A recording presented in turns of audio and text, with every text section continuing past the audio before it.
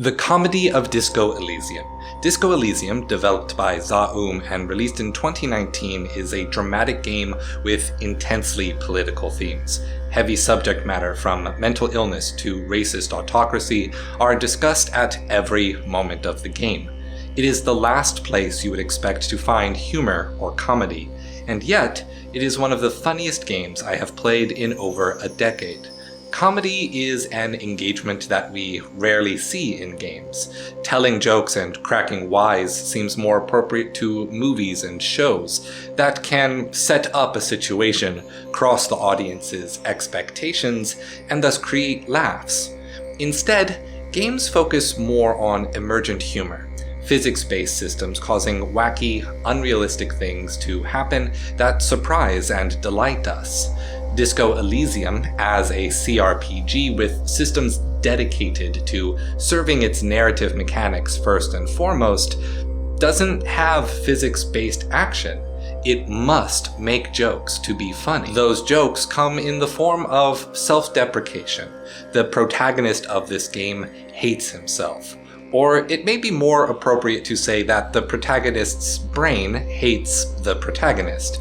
As such, none of the comedy is violent. It is never mean-spirited to others.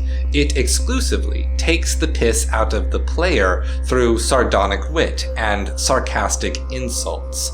The drama of the game creates room for the player to engage with heavy political themes by using comedy to make the player not take themselves and their beliefs too seriously during play.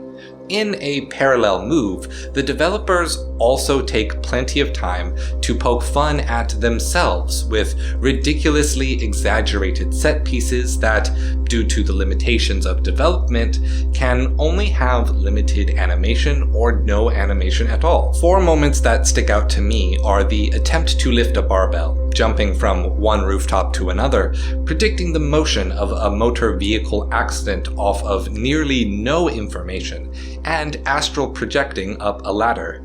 The comedy of Disco Elysium can also help people to see the all too frequent connection between the profession of comedy and the struggles of mental illness. Comedy often comes from needing to cope with the personal trauma of real-life problems. Comedy may not be able to solve these problems, but recognizing the connection can help us be sensitive to when a person who is seriously suffering uses socially acceptable humor to ask for help. Stay true.